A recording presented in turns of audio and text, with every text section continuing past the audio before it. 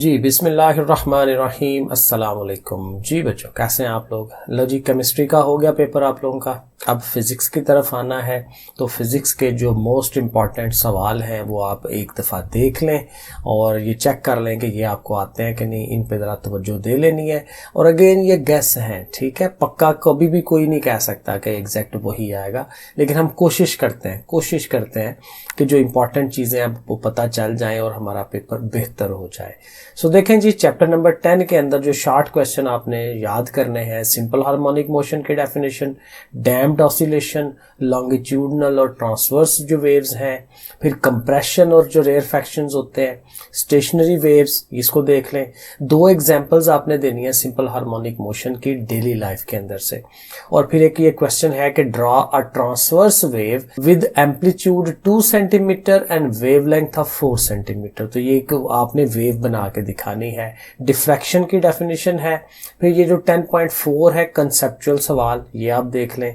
Numerical है आपका 10.1 वाला और 10.3 वाला और 10.10 वाला, ये आपने देख लेने हैं। 3 न्यूमेरिकल्स, इनको ज़रूर करना है। चैप्टर नंबर 11 में आए, यहाँ पे साउंड, पिच और लाउडनेस, इनकी डेफिनेशन, एको और सोनार, इसकी डेफिनेशन, ये 5 डेफिनेशन याद कर लें।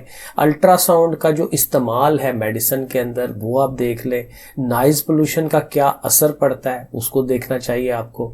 फिर ये जो रिव्यू क्वेश्चंस हैं 11.5, 11.11 ये एक्सरसाइज में लिखे हुए हैं, ठीक है। 11.15 ये 3 आपने रिव्यू जरूर देखने हैं। कंसेप्चुअल के अंदर ये 4 कंसेप्चुअल जरूर देखें, 11.2 वाला, 3 वाला, 7 वाला और 8 वाला।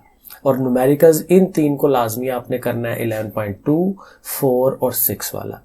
चैप्टर 12 पे आते हैं। यहाँ क्रिटिकल एंगल की definition, power of a lens क्या होता है, मैग्निफिकेशन और रेजोल्यूशन में फ़र्क क्या है, नियर पॉइंट और फार पॉइंट जो है ये क्या होता है, और फिर कनकेव और कन्वेक्स लेंस बड़ा मशहूर उसकी डेफिनेशन है। स्नेल्स लॉ बहुत इंपॉर्टेंट है, ये आ जाता है।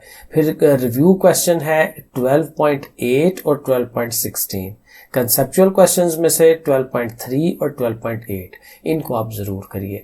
और न्यूमेरिकल्स जो हैं 12.2, 12.10 और 12.12, ठीक है, ये आपने देखने हैं।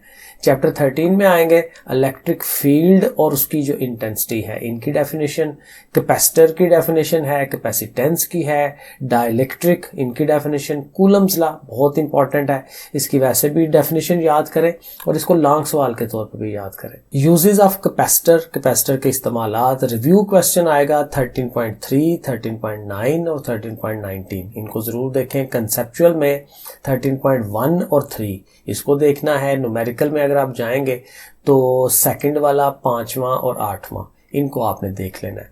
13 चैप्टर है ओहम्स लॉ, उसकी डेफिनेशन, जॉल की डेफिनेशन, किलोवाट आवर की डेफिनेशन, एसी करंट और डीसी करंट जो है, डायरेक्ट करंट और अल्टरनेटिंग, इनकी डेफिनेशन, सर्किट ब्रेकर क्या होता है। और 14.2, 14.3 and 12 review question. Conceptual question में 14.2, 14.5 और न्यूमेरिकल्स में 14.1 और 14.4। चैप्टर 15 यहाँ पे राइट हैंड रूल है, उसकी डेफिनेशन, डीसी मोटर की डेफिनेशन है, म्यूचुअल और सेल्फ इंडक्शन। और रिव्यू क्वेश्चंस में 15.5, 15.6 एंड 12। कंसेप्चुअल क्वेश्चंस में 15.3, 6 एंड 7। और न्यूमेरिकल्स में अगर आप देखेंगे तो 1, 2 और 5 को आपने जरूर करना है। 16 चैप्टर में आए, इलेक्ट्रॉनिक्स क्या होता है, थर्मोनिक इमिशन, ये जो चारों गेट है, गेटों की डेफिनेशन है, और फिर गेट्स का जो यूजेस हैं वो। और रिव्यू क्वेश्चन में 16.3, 16.5 और 16.6। कंसेप्चुअल में 16.1 और 6, ये आपने करना है। 17 चैप्टर में आए तो यहाँ पे एक्सरसाइज में पीछे आ जाएं। यहाँ पे ये आपके रिव्यू हैं, 17.1 है, 2 है, 4 है, 7 है और 8 है, इनको जरूर करें। और जो कंसेप्चुअल 3 ही क्वेश्चन है उनको आप कर लेते यार। 18 के अंदर लास्ट वाला chapter, atomic number, mass number, isotopes, radio activity और हाफ लाइफ, ये डेफिनेशन आपने जरूर याद करनी है। रिव्यू में जाएंगे तो 18.3 है, 8 है और 12 है। और कंसेप्चुअल क्वेश्चन में 18.1, 3 और 4 इनको आप ज़रूर करें। ये कुछ मैंने इंपॉर्टेंट लॉन्ग सवाल निकाले हैं, वो ज़रा देख लें। एक तो ये है कि वही सिंपल हार्मोनिक मोशन में जो आता है, prove that motion of a mass attach to a spring is a simple harmonic. Spring भी हो सकता है, पेंडुलम भी हो सकता है, तो आई थिंक दोनों को वैसे आप देख लें तो बेहतर है। अल्ट्रासाउंड के यूजेस बहुत इंपॉर्टेंट है। Coulomb's law, Ohm's law, Joule's law, ये ज़ाहिर है ये इंपॉर्टेंट सवाल होते हैं जितने आपसे हो सकें। सिंपल हार्मोनिक मोशन इसको छोड़ दें, इसको रहने देते हैं, ठीक है। ये construction and working of transformer, ये इंपॉर्टेंट सवाल है। डीसी मोटर की वर्किंग, ठीक है, अगर आप कर सकते हैं तो इसको करें। लेंज लॉ, इसको आप कर सकते हैं। गैल्वेनोमीटर की वर्किंग किस तरह से होती है। लॉन्गिट्यूडल, इसको भी निकाल दें, ठीक है जी। वर्किंग ऑफ गैल्वेनोमीटर, ठीक है। कैरेक्टरिस्टिक्स ऑफ साउंड, ओके है। कंपाउंड माइक्रोस्कोप इतना इंपॉर्टेंट नहीं है, इसको भी आप निकाल सकते हैं। Image formation through a convex lens, ठीक है, ये काफ़ी इंपॉर्टेंट सवाल होता है।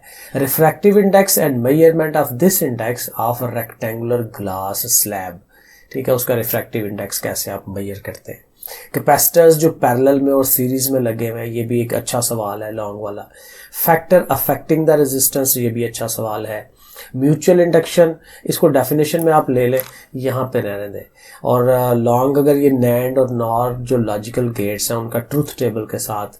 और फाइबर ऑप्टिक्स, ये बहुत इंपॉर्टेंट सवाल है फाइबर ऑप्टिक्स वाला, कि फाइबर ऑप्टिक्स केबल की वर्किंग जो है वो किस तरह से होती है। और प्राइमरी और सेकेंडरी मेमोरी, इनकी डेफिनेशन भी आ सकती है। और ये भी एक अच्छा लॉन्ग सवाल है कि explain half life with an example and diagram. लें जी, ये आपके कुछ इंपॉर्टेंट चीज़ें हैं, इनको ज़रा मद्देनज़र रखिएगा। ओके, फिर अल्लाह हाफिज़।